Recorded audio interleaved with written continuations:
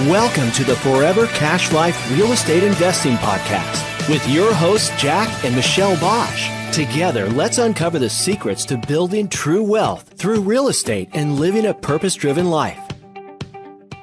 Hello everyone, this is Jack Bosch speaking, and today it is Winning Wednesday time. Winning Wednesday time, right? So I am going live every Wednesday. I'm going live and I am sharing with you a little tidbit. I'm going into teaching mode, and today, by the way, is again unicorn time, right? It's unicorn time. I'm magical, and so are you guys. So I'm magical. So let's have some fun. It's the Christmas spirit. I know I don't have a Christmas unicorn. I might have to get myself a Christmas unicorn T-shirt. Let me go make a note and search one on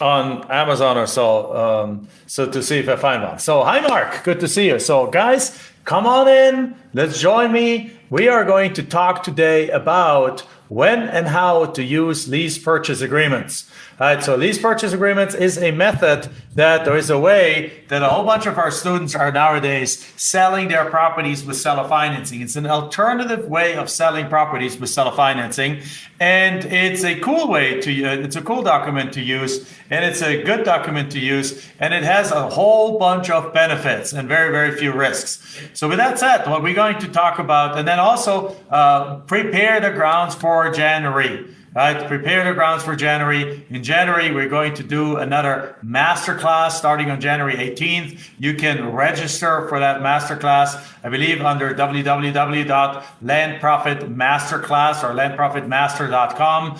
You can go over there, register for it. It's not going to be held in here. It's going to be held in a different group. So make sure you register for it so that, because otherwise you can't participate in it. So with that said, let's get going. I'm going to talk about the amazing document of lease purchase agreements. Okay, so I want to make sure we are clear on what that is, right? We want to be clear on what a lease purchase agreement is. So let me put my microphone here so you guys can see my I'm Awesome Unicorn t-shirt. I love my unicorn t-shirt. It's my spirit animal. So it's time to be a little bit humorous. I was wearing the jacket and the shirt, but hey, I'm working from home. It's a beautiful December day. Let's have some fun. So with that said, lease purchase agreement. So to clarify right away, most people that I talk to, I can't tell you how many times I already had to do that. I have to clarify that there's a difference between a lease purchase agreement and a lease option agreement. So I'm going to explain the lease option agreement first. The lease option agreement is an agreement where you give somebody where you rent a property to somebody, and at any time during that process where they rent, they have the option to buy the property. All right, so it's a straight up lease. There's nothing else. They pay you $500 a month, and that's rent, period. There's no credit on anything. There's nothing happens. It's just rent, goes in your pocket. They don't build up any equity in the property. All they do is to have the right to actually buy the property at a certain predetermined purchase price, So in other words, you agree with somebody, you have this beautiful, in houses that's often done. So you rent the house to somebody for $1,000 a month, and you say, you know what, the house needs some work, but if you want to, what I'm going to do is I'm going to give you an option to purchase the house at $100,000. And I'm going to give you that right for the next 5 years. So you pay rent every single month, and any time in those next 5 years, you can buy that house for $100,000. So if house prices go up to $120,000, $130,000, $140,000 in those 5 years, and they say like, okay, I want to exercise this now, the person, the tenant that exercises the right can buy that house for $100,000, and now he or she gets the $30,000 or $40,000 equity when they buy it. They buy the house for $100,000, but market value is $140,000. So it's a great deal for people who want to do that in an accelerating market, right? In a market where prices go up. Now, if the prices go down, then most people don't want to do a lease option because they can buy the house a year later cheaper, or a house in the neighborhood a year later cheaper than they can buy right now. So, but it's an instrument that's very, very popular in markets. It's an instrument, a lease option agreement is an instrument that's very popular in the house flipping market, because what you can do is you can basically tell somebody that has bad credit, let's say they need 2 more years to improve their credit. There's guys out there that do that. They help people to the credit thing, they improve their credit, and once their credit is good enough, they then exercise that right to buy that property, and they buy the property then from them, and so on. So it's a nice model, it works, and so on and so forth. It has, however, absolutely nothing to do with what I'm talking to you right now. We are not talking about lease option agreements. Instead, what we're talking about is a lease purchase agreement. In the lease purchase agreement, there's actually one in your land profit generator program, right, that you can use, and we have another one that's forever been sitting on my desk, and I have the documents. I think it's here. Yes, it's sitting right here. It's sitting here forever. I need to finally make the time to go through it, and that we want to update our lease purchase agreement on the land profit generator with. We're going to do that probably in the next couple of weeks. So with that said, what a lease purchase agreement is, it's an agreement where you go and let's see, where you go and you still rent the property. So let's say you can do this with houses or with land. In this case, we like doing this with land. And we particularly like doing this with low value land. Right? So this is you can use it for any land, you can use it for houses, but we love using this for low value land. For the following reason, because here's how it works, and I'll explain to you the reason. It becomes pretty obvious. So the first thing is you take a lease purchase agreement, and you go and in a sense, what you do is you rent the property. Let's say you arrange for somebody that they'll make a monthly payment of $500 a month to you. So, however, instead of giving him a seller financing agreement where you say, like, okay, give me $2,000 down payment or $5,000 down payment and $500 a month, what you say is the following: hey, give me $5,000 as a deposit, and then give me $500 a month as rent. But due to the lease purchase agreement, what you're going to do in the rent, right, you're going to give them a credit. Oops, it fell down. Give me a moment. I'll pick it there up. You give them a credit on a monthly basis towards the actual purchase price. So let's say you agree with somebody on a $10,000 purchase price so let's take a brand new example. Let's say it's a $10,000 purchase price, and they give you a $1,000 down payment. So you get that as a deposit, and then they give you $200 a month for that. Okay, great. So $200 a month. And then what you say is that for every $200 that they give you, you give them a credit towards the agreed upon purchase price of $100. So they pay you $200. And you get to keep the $200, and you get to spend them at Walmart and wherever you want to go, and go for dinner with that money and so on. But $100 of that is being credited towards the $10,000 purchase price. Now, how many months does it take for that purchase price to be drawn down? So in other words, let's say after 1 month, they paid you $200. You now say, hey, if and when you want to buy that property, you only have to pay $10,000 minus the $100 rent credit, $9,900. Fantastic, great. After 2 months, the agreed upon purchase price now is $9,800, $9,700, $9,600, $9,500. So therefore, after 100 months, which is how many years? Something like 8 years and a few months, right? 100 divided by 12 is 8.33 years, so it's 8 years and 4 months. After 8 years and 4 months, of them paying you $200, they gotten so much credit towards the purchase price that the purchase price now becomes zero. And at that point, you issue a deed to the seller, to the buyer, you issue a deed to the buyer, and he owns the property. So far, so good. You guys can follow me? Please put it into the comment box. Let me know if you follow me on this. So what you actually have done is you've rented the property, you gotten a monthly rent payment, and of that rent payment, you, in your bookkeeping, in your accounting, and by the way, our investment dominator software has this all created for you. You can enter that every single month. You can say, I received $200, $100 rent credit. I received $100, $100 rent credit. So you can manage that with our own tools that we have available for you, right? If you don't know about the investment dominator, make sure you contact one of our concierges. Again, that can help you with that. So let me know if you guys can hear me. So if you're here and if that makes sense. So then what you do, what you basically do is you're effectively doing a seller financing deal, but you're masking it and presenting it as a rent payment with a rent credit for each payment that they make.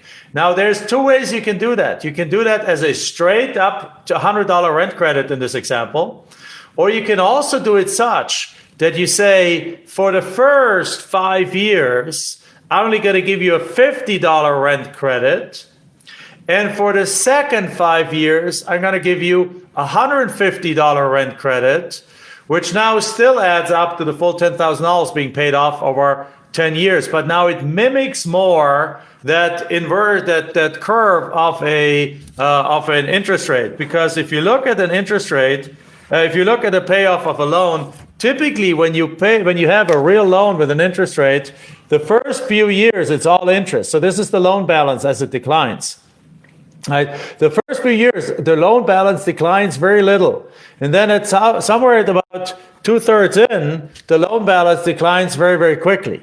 Because you're starting to pay more and more and more off your monthly payment is the same, but at the beginning you pay $200, $198 of that is interest, and $2 is principal.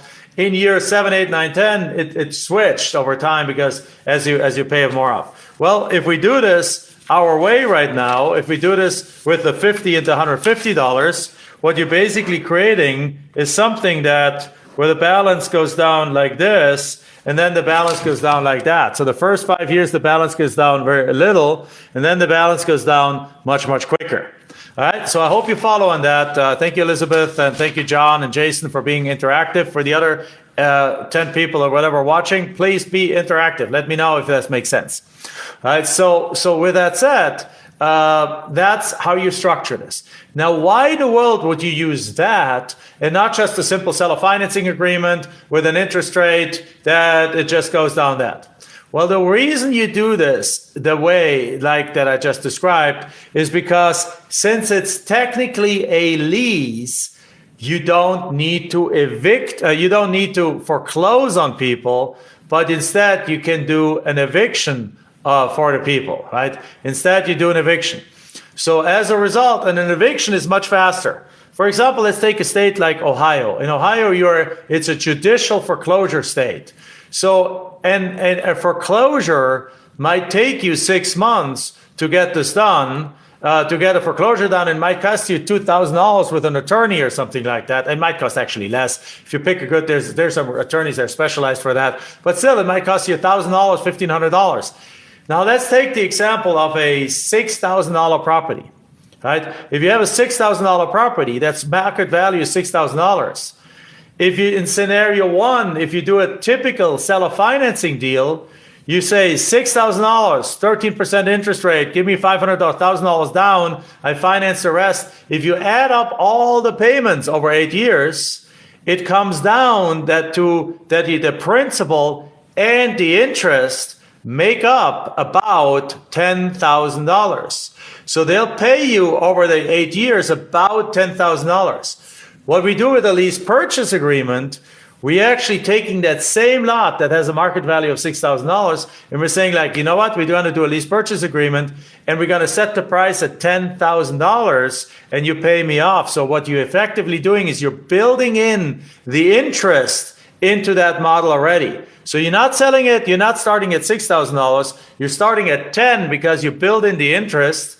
And therefore, they're paying that off with the lease payments and the rent credit over the exact same time period. It's the exact same thing. But what's the big advantage? One is a sale and requires potentially an expensive foreclosure. Once it's a lease that requires you basically sending them, hey, you haven't paid for 30 days, you haven't paid for 60 days, I'm evicting you. And how hard is it to evict somebody from a piece of land? You basically send them a letter of abandonment and the deal is done and you go resell the property. Right? So that's the thing. Now, this is why there's great alternatives. And this is why we like to use, let me put this down. This is why we like to use the lease purchase agreement for the cheap properties, not for the expensive properties. Because in the expensive properties, if we put something on a contract for $10,000, we sell it for $70,000 with a $15,000 down payment and $1,000 monthly payments. They're all profit. Right? They're all profit. We're going to make like $100,000 on that deal. Can I afford to do a judicial foreclosure on that guy if he stops making payments after 4 years and he has paid me $48,000 in pure profits already? Yes, I can afford that, right? I can absolutely afford that. I can 100% go, hey, here, attorney, go, pay this off and go do the judicial foreclosure. Cost me $2,000. It's no problem. It's done. Can I afford it at a $6,000 deal? No, because if that costs me $2,000, it eats up the vast majority, it eats up a good part of the profits here. Even worse, what if you get this done on the $3,000 deal? The property's worth $3,000. You're going to make on interest about $2,000. So you do a lease purchase agreement for $5,000, $150 a month payments. You give them a $100 rent credit after 50 months. That thing is paid off. But you built in the profits already. Now, in this case, the built-in profits is already because the value is $3,000 and you start the lease purchase agreement at $5,000. So now it draws down from there. But if you would do that same deal as a seller financing deal, you would say, okay, $3,000, 12% interest, 50 months, that's good. So you do that, but then what if you have a judicial foreclosure here? You have to pay $2,000 of the $3,000 property value potentially in a foreclosure. It doesn't make sense. It destroys your profitability. That's why the cheap deals are the ones to do with lease purchase agreements. Now, here comes the next question. And the next question is, well, guys, what happens if you, what happens if they challenge this? Right? What happens if they challenge that? Well, what happens if they challenge it and they go to court on a lease purchase agreement? They will probably win. They will probably win. Because what the judge is going to say is, hey guys, it smells like a duck, it walks like a duck, it quacks like a duck, it's a duck. And what they mean by that is it looks like a lease, but it's really, but you're getting them a rent credit, which is kind of like equity. You're giving them, they're giving you a deposit, which is kind of like a down payment. After the last rent credit, you're giving them a deed to the property, which is kind of like a seller financing deals. So it really behaves like a seller financing deal. It looks like a seller financing deals. It quacks like a seller financing deals. Guys, this is a seller financing deal, is what the judge is probably going to say. And as a result, what will happen? What will happen in such a case is that the judge says, no, you can't just evict them. You have to go do the judicial foreclosure. Or you have to do the trustee sale, or you have to do whatever the statutory rules are in the state in which the property is located in. Okay? So, you guys following me? Now, is that bad news? No, it's not. Because what I'm telling you right now here is that the worst case scenario is that you have to go and do the kind of foreclosure that in the other world you have to do anyway. Not a big deal, right? That's not a big deal. However, what really is happening after having done 4,000 plus deals, like over 4,000 deals, after our student community now is probably doing 5 to 10,000 deals a year, right? We have students that do 600 deals a year. We have coaches that do 300-400 deals a year. So our student community is probably doing 10,000 deals a year, and there's probably 1,000 or more deals a year in our student community being done using the lease purchase agreement. What happening is what every single one of our students is reporting and what we're reporting, what we know from 18 years of experience is that when a buyer stops making payments, there's only one out of three things that happen. Number one, you reach out to them. You always want to reach out to them, and you reach out to them and say like, "Hey, you haven't been making your payment. What's going on?" And they're going to say, "Well, I can't afford the $500 a month anymore, the $200 a month anymore." And they will allow you to restructure the deal with them to lower the payments. Great, you do that because you're the bank. You can do this all day long, right? They will allow you to do that. The second thing will happen is that they will say, "You know what? I can't do it anymore. You just take the property back." So you send them a quitclaim deed, and then they send it back. They sign it, send it back to you. Now you got proof that they no longer want anything to do in the property. Or the third thing that happens, which happens in 90% of all cases, they disappear from the face of the earth. They don't even respond to you anymore. They don't want this thing anymore. They changed their minds. They just moved on in life. But what never has happened, I don't say it will never happen. I won't say it will never happen, but it has never happened in the history of us doing this, is they come back and sue you or they come back and challenge it. Because if they come back and challenge it, you know what's going to happen? You're going to be like, "Great, come back. I want you to keep making those payments. I don't want to lose you as a customer. I don't want you to, let's come on, let's work it out."